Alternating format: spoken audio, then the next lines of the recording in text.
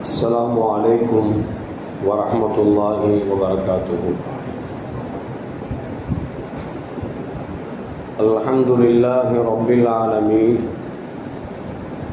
والصلاة والسلام على أشرف المرسلين وعلى آله وأصحابه وأزواجه وذرياته وأهل بيته أجمعين. وقد قال الله تعالى في القرآن العظيم: أعوذ بالله من الشيطان الرجيم، بسم الله الرحمن الرحيم. الفتنة أشد من القتل. صدق الله العلي العظيم.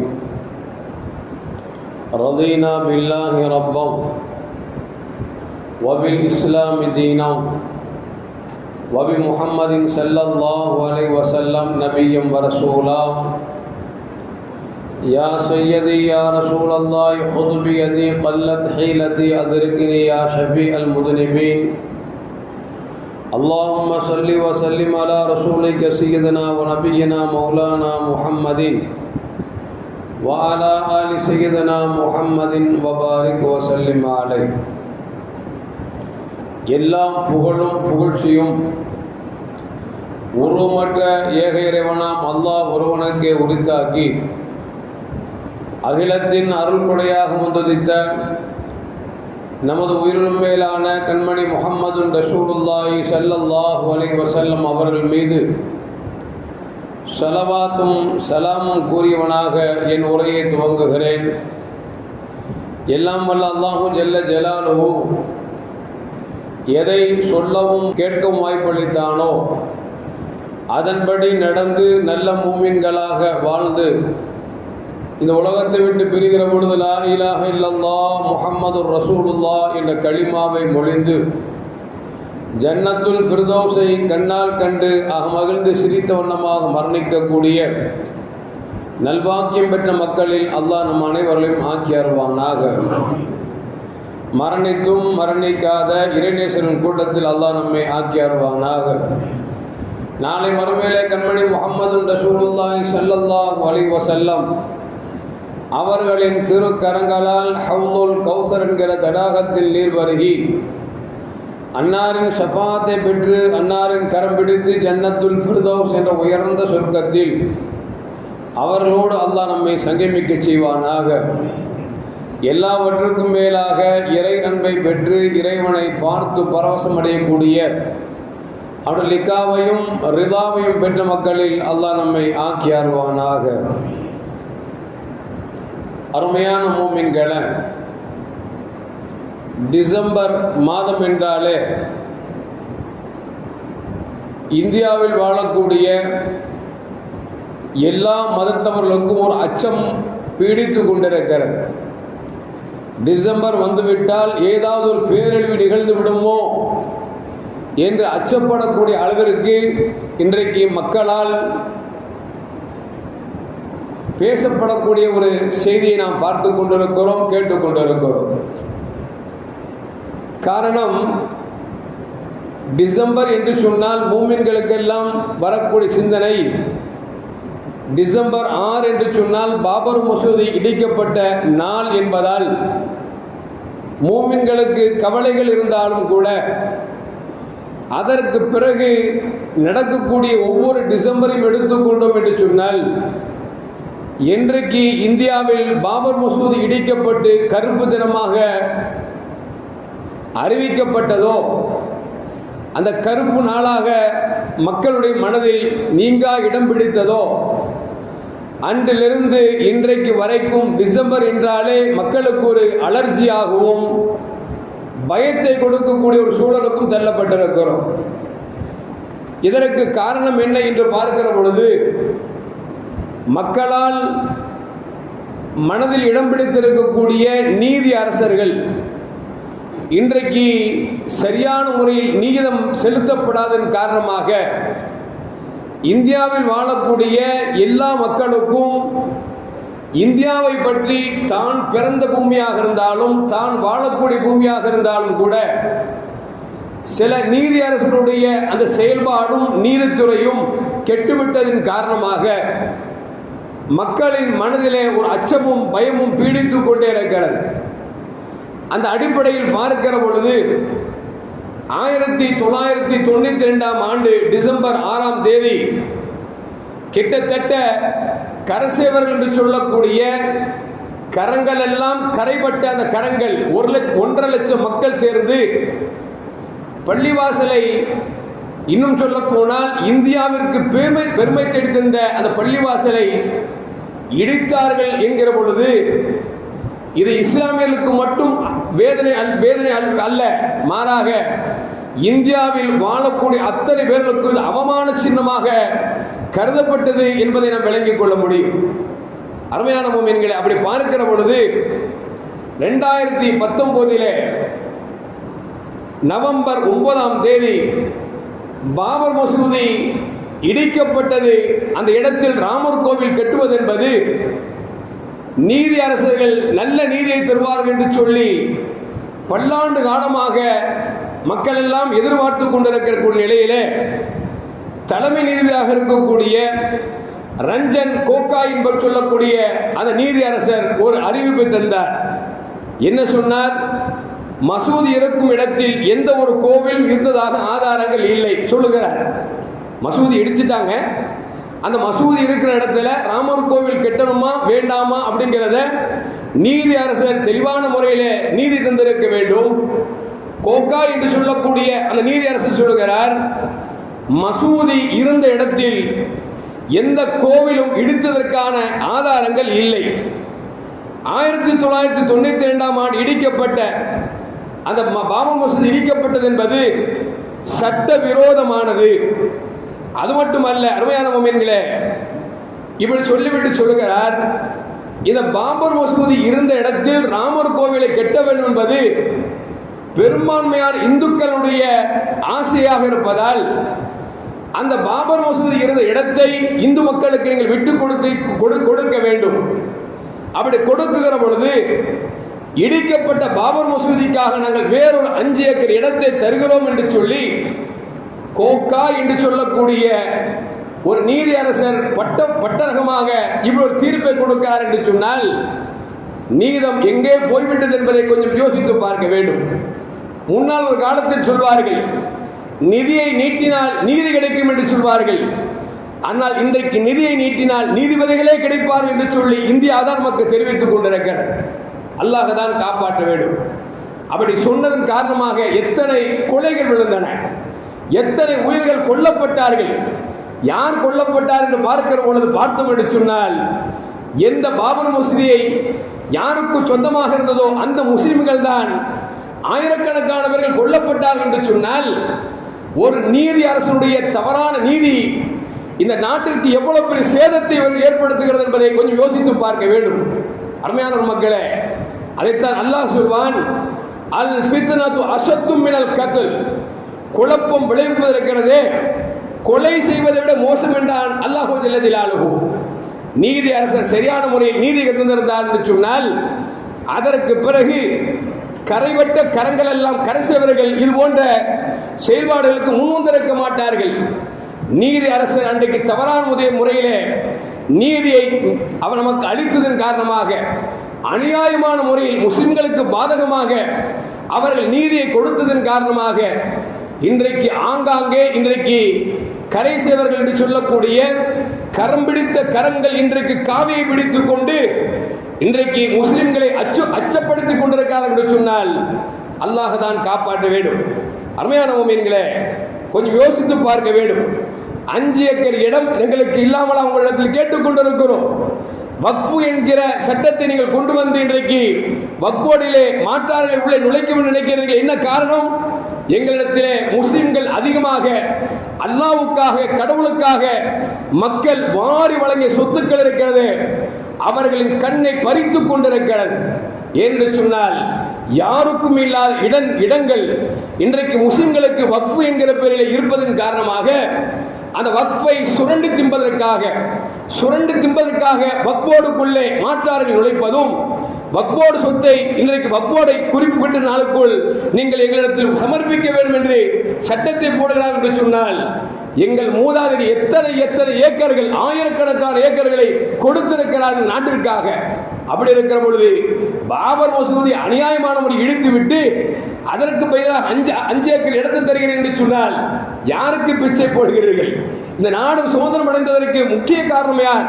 முஸ்லிம்கள் என்பதை எல்லா மாற்று மத சகோதரரும் சொல்லக்கூடிய இந்த சூழலில் நமக்கு நம்முடைய பள்ளிவாசல் எடுத்துவிட்டு 5 ஏக்கரை நமக்கு பிச்சை போடுவது போன்று நமக்கு வாய்க்கு வாக்கரசு போடுகிறார் என்று சொன்னால் நீதித்துறை கெட்டுப்போய் கொண்டிருக்கிறது. ஏனென்று சொன்னால் மனிதன் கடைசியாக ஒதுங்கக்கூடிய இடம் நீதித்துறை என்று இருக்கிற பொழுது அந்த நீதித்துறை இன்றைக்கு நிதித்துறையாக மாறி இன்றைக்கு பட்டங்களுக்கும் பவிஸ்களுக்கும் பதவிகளுக்கும் ஆசைப்பட்டு இன்றைக்கு அநியாயமான முறையில் தீர்ப்பு கொடுத்து கொண்டிருந்தால் இந்த நாடு எப்படி உருப்படும் என்பதை கொஞ்சம் யோசித்து பார்க்க வேண்டும்.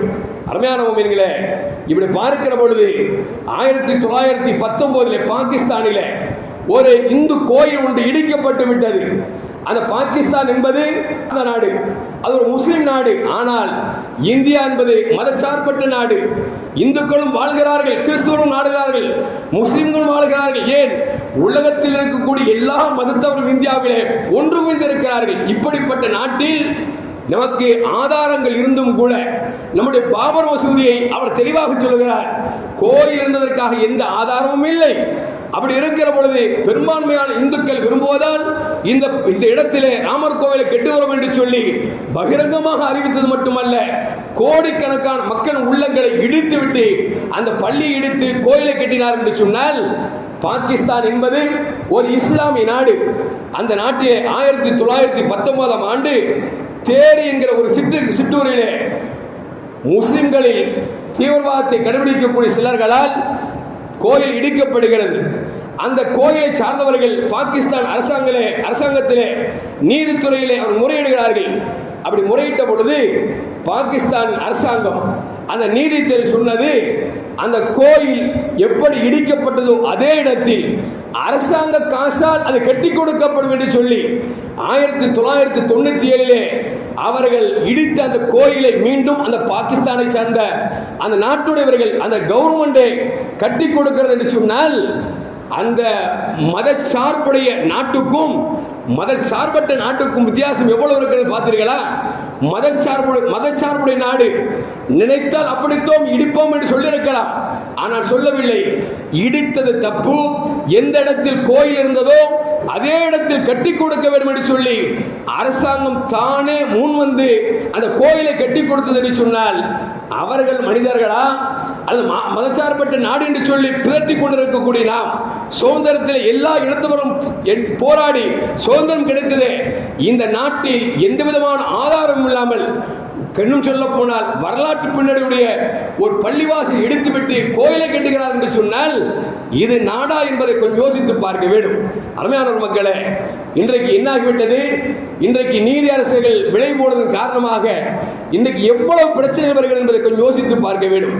நபிகள் நாயகம் ஸல்லல்லாஹு அலைஹி வஸல்லம் மதீனாவிலிருந்து மக்காவிலிருந்து மதீனாவுக்கு செல்கிறார்கள். சென்ற பொழுது மதீனத்து மக்கள் எல்லாம் எங்கள் வீட்டுக்கு வாருங்கள் வாருங்கள் என்று அழைப்பு கொடுக்கிறார்கள். நபிகள் நாயகம் ஸல்லல்லாஹு அலைஹி சொன்னார்கள், ஹல்லு சபீலஹும், என் ஒட்டகத்துக்கு வழிவிடுங்கள், அது எங்கே இருக்க வேண்டும் என்று அல்லாஹ் ஆணையிட்டு இருக்கிறார், அது எங்கே இருக்கிறதோ நான் அங்குதான் தங்குவேன் என்று சொன்னார்கள். ஒட்டகம் சென்றது, ஒரு இடத்தில் அமர்ந்தது. அந்த இடம் இருக்கிறது சுஹைல் என்று சொல்லக்கூடிய 2 அனாதை சிறுவருடைய இடங்கள். நபிகள் நாயகம் ஸல்லல்லாஹு அலைஹி அவர்கள் இந்த இடத்தில் பள்ளிவாசல் கட்டின நன்றாக இருக்குமே என்று சொல்லி ஆசைப்பட சஹலும் சுஹைலும் 2 எத்தீமான அனாதை பிள்ளைகளும் நபியிடத்தில் வருகிறார்கள். யார் சொல்லலாம், நாங்கள் அனாதையாக இருக்கிறோம், எங்கள் இடம்தான், தாங்கள் பள்ளிவாசல் கட்ட வேண்டும் என்று ஆசைப்பட்டு விட்டீர்கள், இடத்தை நாங்கள் தானமாக தருகிறோம் என்று சொல்லி சஹலும் சுஹைலும் என்று சொல்லக்கூடிய 2 சிறார்கள் அனாதை பிள்ளைகள் தானாக முன்வந்து இடத்தை கொடுக்கிறார்கள். நபிகள் நாயகம் ஸல்லல்லாஹு அலைஹி சொன்னார்கள், வேண்டாம் வேண்டாம், இந்த இடத்திற்கு என்ன கிரயம் இருக்கிறதோ, என்ன விலை போகிறதோ அந்த விலையை கொடுங்கள் என்று சஹாபாக்களிடத்தில் சொல்ல, நபிகள் நாயகம் ஸல்லல்லாஹு அலைஹி அந்த கிரயத்தை கொடுத்து விட்டுத்தான் சஹுல் சுஹைல் என்று சொல்லக்கூடிய அந்த யதீமான அனாதை சிறுவனிடத்தில் இடத்தை வாங்கி பள்ளிவாசலை கட்டினார் என்று சொன்னால் இந்த மார்க்கம் எங்கே?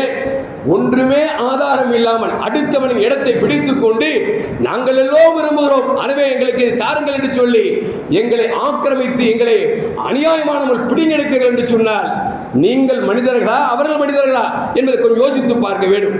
அருமையான முஃமின்கள், அது மட்டுமல்ல, தாவூத் அலைஹிஸ்ஸலாம் மிகப்பெரிய அரசராக இருந்தார்கள்.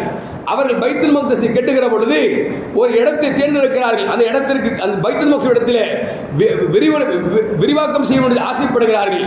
அப்படி ஆசைப்பட்டால் ஒரு யதீமின் இடம் அதில் இருக்கிறது, குறுக்கீடாக இருக்கிறது.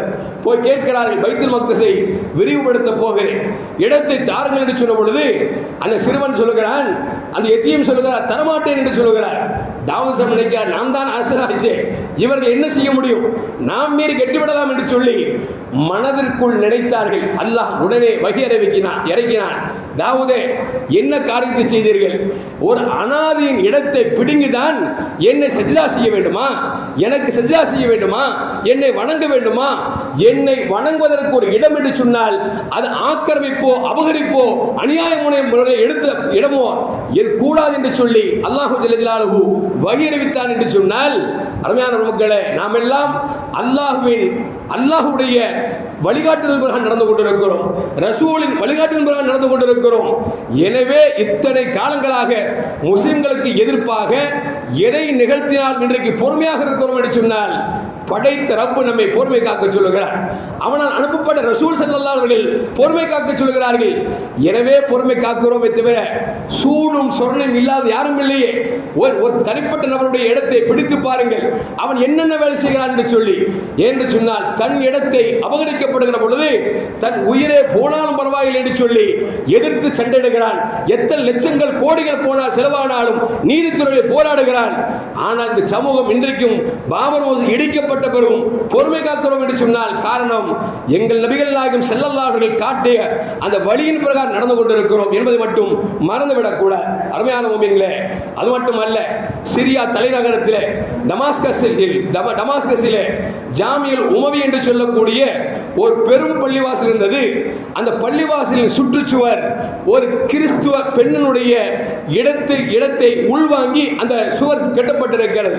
பிரச்சனை வருகிற பொழுது அந்த கிறிஸ்துவ பெண் முறையிடுகிறார். உமர் இப்னு அப்துல் அஸீஸ் என்று சொல்லக்கூடிய இரண்டாம் இடத்தில் வந்து முறையிடுகிறார், என்னுடைய இடத்தை சுற்றி இந்த பள்ளிவாசலின் காம்பவுண்ட் அமைந்திருக்கிறது, என் இடம் பள்ளிவாசலுக்குள் வந்துவிட்டது, எனக்கு நீதியை பெற்று தாருங்கள் என்று சொல்லி உமர் இப்னு அப்துல் அஸீஸ் அவரிடத்தில் கேட்ட பொழுது அவர் நாடாளுமன்றம் சொல்லியிருக்கலாம், அம்மா உன் இடத்தை சுற்றி நாங்கள் கட்டிவிட்டோம், காசு கொடுத்து விடுகிறோம் என்று சொல்லியிருக்கலாம், அல்லது மன்னித்து விடு என்று சொல்லியிருக்கலாம், அல்லது வேறு இடம் தருகிறேன் என்று சொல்லியிருக்கலாம்.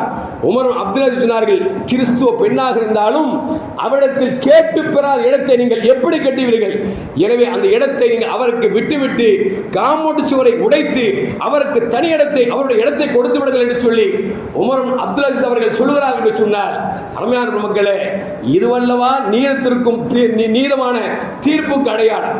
அதை விட்டுவிட்டு இன்றைக்கு அடுத்தவனுடைய இடங்களையும் அடுத்தவனுடைய சுதந்திரத்தையும் பறிப்பதும் ஆட்டை போடுவதும் இன்றைக்கு அவர்கள் பெருமையாக எடுத்துக் கொண்டிருக்கிறார்கள்.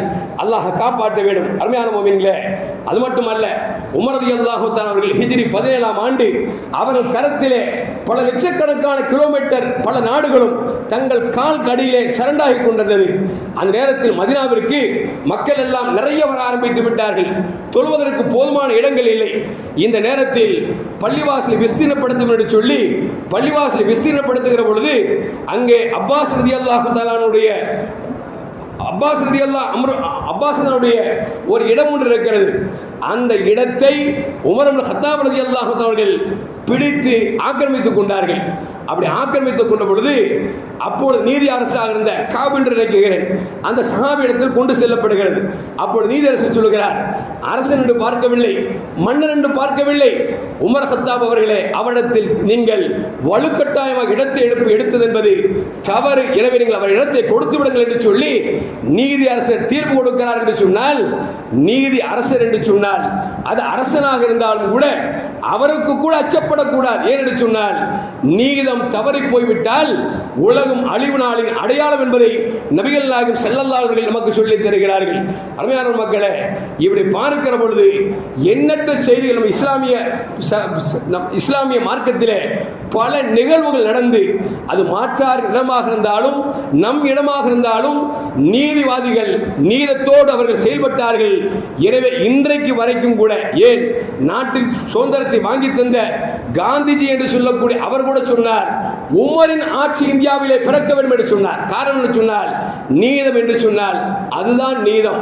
ஆனால் இன்றைக்கு எப்படி ஆகிவிட்டது என்று சொன்னால், நிதியை நீட்டினால் நீதி கிடைக்கும் என்பது போக இன்றைக்கு நிதியை நீட்டினால் நீதிபதியே கிடைப்பானோ என்கிற அளவிற்கு இன்றைக்கு ஆகிவிட்டது. நேற்றைக்கு முந்தைய தினம் உங்களுக்கு எல்லாம் தெரியும், மதுரைக்கு பக்கத்தில் இருக்கக்கூடிய திருப்பரங்குன்றம், அது பொதுவாகவே எந்த இடத்தில் ஒரு பிரபலியமான கோயில் இருக்கிறதோ அங்கெல்லாம் ஒரு தர்கா இருக்கிறது. ஏனென்று சொன்னால் அன்றைய காலத்தில் வாழ்ந்த மக்கள் கூட அண்ணன் தம்பிகளாக வாழ்ந்திருக்கிறார்கள். நீங்கள் எந்த கோயில் எடுத்துக்கொண்டாலும் சரி, அது திருச்செந்தூர் கோயில் எடுத்துக்கொண்டாலும் சரி, அது திருப்பதி கோயில் எடுத்துக்கொண்டாலும் சரி, பழனி கோயில் எடுத்துக்கொண்டாலும் சரி, இவர்கள் எதுவெல்லாம் பெரிதாக நினைத்து மதித்துக் கொண்டிருக்கிறார்களோ அந்தந்த கோயிலுக்கு பக்கத்திலே ஒரு இறைநேச செல்வர் வாழ்ந்து மறைந்த அடையாளங்கள் இன்றைக்கு வரைக்கும் இருக்கிறது. அந்த அடிப்படையில் தான் மதுரையில் திருப்பரங்குன்றம் என்று சொல்லக்கூடிய அந்த ஊரிலே ஒரு கோயில் ஒரு பக்கத்தில் இருக்கிறது, சிக்கந்தர் பாஷா மலை என்று ஒரு பக்கத்தில் இருக்கிறது. அங்கே சிக்கந்தர் அடங்கப்பட்டிருக்கிறார். இங்கே முருகனுடைய வழிபாடு தலம் இருக்கிறது. நூற்றாண்டு காலமாக அவர்கள் தீபந்தத்தை ஏற்றுகிற பொழுது அந்த கோயிலுக்கு மேலே உள்ள இடங்களில் தான் ஏற்றுவார்கள். புதிதாக என்ன செய்தார்கள் என்று சொன்னால், இந்த வருஷம் நாங்கள் தீபந்தத்தை சிக்கந்தர் மலைக்கு மேல் இருக்கக்கூடிய அந்த தூணில் தான் ஏற்றுவோம் பிரச்சனை. அதிலே பார்த்தீர்கள் என்று சொன்னால், ஜிஆர் என்று சொல்லக்கூடிய மதுரை கிளையினுடைய ஒரு நீதிபதி சொல்லுகிறார், நீங்கள் தீபந்தத்தை ஏற்றுகிற பொழுது சிக்கந்தர் மலையை கொண்டு ஏற்றுங்கள் என்று அவர் ஒரு வார்த்தை சொன்னதன் காரணமாக என்ன ஆகிவிட்டது, நேற்று முந்தைய நாட்கள் எல்லாம் மதுரை மிகப்பெரிய கலவர பூமியாக காட்சியளிக்கக்கூடிய செய்தியை பார்த்துக் கொண்டிருந்தோம். அரசாங்கம் என்ன செய்கிறது என்று சொன்னால், உடனே 144 தடை உத்தரவு போடுகிறது. அந்த 144 தடை உத்தரவை ரத்து செய்கிறார் என்று சொன்னால், இவருக்கு எவ்வளவு அழுத்தமும் திமிரும் இருந்தால் அதை வார்த்தை செய்திருப்பார் என்பதை கொஞ்சம் யோசித்து பார்க்க வேண்டும். ஏனென்று சொன்னால், நீதிபதியை பொறுத்தவரைக்கும் இந்தியா என்பது மதச்சார்பற்ற நாடு. இந்த நாட்டிலே எல்லோரும் சுமூகமாக வாழ வேண்டும், அண்ணன் தம்பியாக வாழக்கூடிய நாட்டிலே எந்த பிரச்சனை வந்துவிடக்கூடாது என்று எல்லா நீதியரசும் இருக்க வேண்டும். ஆனால் இதற்கு முன்னால் இது போன்ற வழக்குகள் தொடரப்பட்ட பொழுதெல்லாம் அறிவார்ந்த நீதிபதிகள் சரியான முறையில் தீர்ப்பு கொடுத்து அதன் பக்கம் செல்ல விடாமல் தடுத்திருந்தார்கள். ஆனால் கடைசி இந்த ஜிஆர் என்று சொல்லக்கூடிய இந்த நீதி அரசர் சொல்லுகிறார், அங்குதான் ஏற்ற வேண்டும் என்று சொல்லி பெரிய பிரச்சனை ஏற்படுவதற்கு மிகப்பெரிய வாய்ப்பாக களத்தை அமைத்து கொடுக்கிறார் என்று சொன்னால், நான் அதுதான் சொன்னேன், நிதியை நீட்டினால் நீதி கிடைக்கும் என்கிற ஒரு காலம் போய் நிதியை நீட்டினால் நீதி அரசரே கிடைப்பாரோ என்கிற அளவிற்கு இன்றைக்கு கால சூழ்நிலை மோசமாக போய் கொண்டிருக்கிறது என்பதை நாம் மறந்துவிடக் கூடாது. அருமையான மக்களே, இப்படி பார்க்கிற பொழுது நபிகள் நாயகம் ஸல்லல்லாஹு அலைஹி அவர்கள் எப்படி வாழ வேண்டும் என்கிற கட்டமைப்பை நமக்கு அற்புதமாக சொல்லி தந்திருக்கிறார்கள். நாம் எல்லாம் சொல்வோம் அல்லவா, ஷாஜஹான் மனைவி நூர்ஜஹான். ஷாஜஹான் என்ன செய்வார் என்று சொன்னால், அவர் ஒரு பெல்லை வைத்திருப்பார். அந்த பெல் மணி இருக்கிறது, அதை யாராவது நீதி வேண்டும் என்று சொன்னால் மணி ஆட்டினால் அவருக்கு நீதி கொடுக்கப்படும். அப்படி ஒரு கட்டத்திலே நூர்ஜஹான் என்று சொல்லும் தன் மனைவி ஒரு நாள் வேட்டைக்காக புறப்படுகிறார். புறப்பட்டு சென்று வேட்டையாடுகிற பொழுது அம்பு தெரியாமல் ஒரு மனிதர் மீது பட்டு அவர் இறந்து விடுகிறார். பாதிக்கப்பட்டவர்கள் பல்லை அடிக்கிறார்கள். பெல்லை அடித்து நூர்ஜஹானுடைய கணவர் ஷாஜஹானிடத்திலே அவர்கள் என்ன செய்கிறார் என்று சொன்னால் நீதியை கேட்ட பொழுது நீதி அரசர் சொல்கிறார், நூர்ஜஹான் அவர்களே, நீங்கள் தெரியாமல் தான் கொண்டீர்கள், இருந்தாலும் கூட அந்த மக்கள் என்ன சொல்கிறார்களோ அதன்படி உங்களுக்கு தீர்ப்பு கொடுக்கப்படும். அவர் பழிக்கு பழி வேணும் என்று சொன்னால் பழிக்கு பழி வாங்கப்படும், இல்லை அவர்கள் மன்னித்து விட்டால் அவங்களை மன்னிக்கப்படும் என்று சொல்லி நூர்ஜஹானிடத்தில் சொல்லிவிடுகிறார்கள். மந்திரிகள்லாம் வருகிறார்கள், அரசர் அவர்களே, நூர்ஜஹான் எப்படிப்பட்டவர், தெரியாமல் அடித்து விட்டார்கள், நாம் வேண்டால் பாதிக்கப்பட்ட மக்களிடத்தில் போய் மன்னிப்பு கோரலாம், இல்லை என்று சொன்னால் ஏதாவது நிதியை தருகிறோம் என்று சொல்லி அவரிடத்தில் சொல்லலாம் என்று சொன்ன பொழுது அரசர் சொன்னார், இந்த வேலைக்கு நான் வரமாட்டேன். ஏனென்று சொன்னால் பாதிக்கப்பட்டது அவர்கள், நான் போய் இறங்கினேன் என்று சொன்னால் நான் அரசன் என்பதால் அவர்கள் அச்சப்பட்டு கூட சரி என்று சொல்லிவிடலாம். எனவே அவர்களாக மன்னித்தேன் என்று எனக்கு வார்த்தை வருகிற வரைக்கும் நான் நூர்ஜஹானுக்கு நான் அவரை சும்மா விட மாட்டேன் என்று சொல்லி சொன்னார். அதற்கு பிறகு மன்னிப்பு கொடுக்கப்பட்டது. அவருக்கு மரணமானவர்களுக்கு பதிலாக பணம் கொடுக்கப்பட்டது என்பது வரலாறு நமக்கு சொல்லி காட்டுகிறது. இப்படி இஸ்லாமிய சமூகம் ஒவ்வொரு காலகட்டத்திலும் எடுத்து பார்க்கிற பொழுது அது எந்த மதத்தவராக இருந்தாலும் எந்த சமயத்தவராக இருந்தாலும் அவர்களுக்கு என்ன நீதத்தை கொடுக்க வேண்டுமோ அந்த நீதத்தை அல்லாஹ்வும் ரசூலும் சொன்னபடியே அவர்கள் கொடுத்திருக்கிறார்கள் என்பதை நமக்கு வரலாறு நமக்கு சொல்லி காட்டுகிறது. அருமையான மக்களே, அப்படி பார்க்கிற பொழுது இஸ்லாம் ஒரு தெளிவான மார்க்கம். அந்த தெளிவான மார்க்கத்தை பின்பற்றக்கூடிய நாம் பொறுமை காக்க வேண்டும். இது போன்ற ஈசலும் புற்றீசல் அப்பப்போ முளைக்கத்தான் செய்யும். நாம் அவசரப்பட்டு விடக்கூடாது, ஆத்திரப்பட்டு விடக்கூடாது. அதே நேரத்தில் இன்றைக்கு சில மாற்றார்கள், சில மாற்று மத சகோதரர்கள் சொல்லுகிறார்கள், ஏண்டா முஸ்லீம்கள் போட்டு இந்த அடி அடிக்கிறீங்க, கொட்ட கொட்ட குனிஞ்சிட்டே இருக்கிறீங்க, இவ்வளவு பொறுமையா இருக்கு, ஆச்சரியமா இருக்குன்னு சொல்லி மாற்று மத சகோதரர்களே இன்றைக்கு மீடியாக்கள் பேசக்கூடிய சூழலுக்கு தள்ளப்பட்டிருக்கிறோம். அருமையான மக்களே, எவ்வளவு மனுஷன் ஒருத்தர் துரத்துறான், தோடிட்டே இருக்கிறான், ஒரு முட்டுச்சத்துல மாட்டிட்டான்னு வச்சுங்களேன், அவன் நிச்சயமா ஒரு நாளைக்கு திரும்பித்தான் ஆவான். திரும்பிட்டான்னு வச்சுங்களேன், அது எத்தனை பேரும் சொல்ல முடியாது.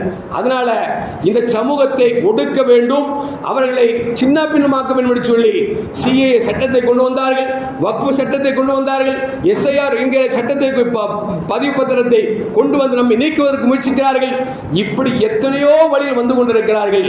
ஒரு சின்ன கதை ஒன்று படித்தேன். என்ன அப்படின்னா, ஒரு ஓநாயி எப்ப பார்த்தாலும் ஒரு தனக்கு பலகீனமாக இருக்கக்கூடிய ஒரு மிருகத்தை சாப்பிட்டுட்டே இருந்துச்சான். அப்போ ஒரு நாள் கழுதை சாப்பிடலான்னு முயற்சி பண்ணுகிற பொழுது அந்த கழுதை யோசிச்சு இவன் சண்டை போடுறதுக்கு வாய்ப்பு இல்லை, அதனால தந்திரமா என்ன செய்வோம்னா ஏதாவது முடிவு போனோம் அப்படின்னு சொல்லி அந்த கழுதை சொல்லிச்சு, நான் அந்த ஓனாயிட்ட சொல்லிச்சு, ஓனாயே ஓனாயே என்னை நீ சாப்பிடலான்னு ஆசைப்படுற, நீ சாப்பிட்டுக்கோ, தப்பு இல்லை.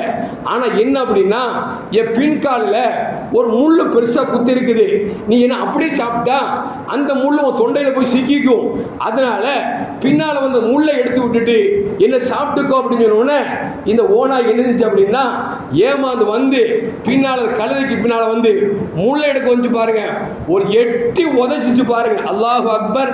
கழுத உத தெரியும் இல்ல, கழுத உதப்பட்டா தன்னுடைய தாடெல்லாம் கிழிஞ்சிரும்.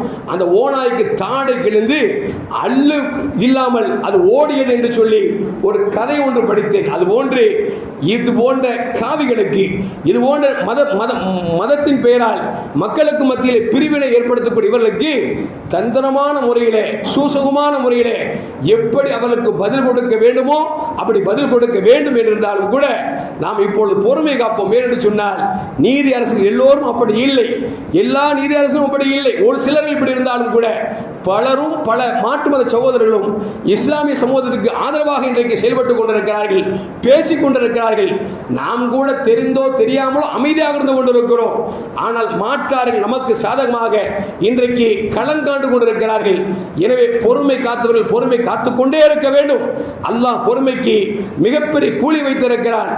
ஆனால் நாம் பொறுமையாக இருக்கிறோம் என்று வைத்துக் கொண்டு இவர்கள் அரசாங்கத்தை வைத்துக் கொண்டோ ஆட்சி அதிகாரங்களை வைத்துக் கொண்டோ நம்மை நாட்டை விட்டு நாம் துரத்தி விடலாம் என்று நினைத்தார் என்று சொன்னால் அந்த கனவு பகல் கனவாக இருந்தாலும் சரி அல்லது இரவு கனவாக இருந்தாலும் சரி ஒரு நாளும் அது பலிக்காது என்று சொன்னால் பகதூர் ஷா சொன்னாரே, நான் செத்து போனாலும் கூட சுதந்திர மண்ணில் ஒரு அடி இடத்தையாவது பிடித்துத்தான் சாவேன் என்று சொன்னாரே, அது போன்று இந்தியாவில் பிறந்த நாம், இந்தியாவிற்காக சுதந்திரத்திற்காக பாடுபட்ட நாம் வாழ்ந்தால் எங்கே வாழ்வோம், இல்லை என்று சொன்னால் செத்து வடிவமே தவிர நாங்கள் எங்கும் விரண்டு ஓட போவதில்லை என்பதை அவர்களுக்கு தெரிந்து கொள்ள வேண்டும். எல்லாம் வல்ல அல்லாஹ் ஜல்ல ஜலாலுஹு இந்த நாட்டை வருகிற எலெக்ஷனிலே வருகிற ஆட்சியாளர்களே நல்ல ஆட்சியாளர்கள் அல்லாஹ் நமக்கு தந்தல்வானாக.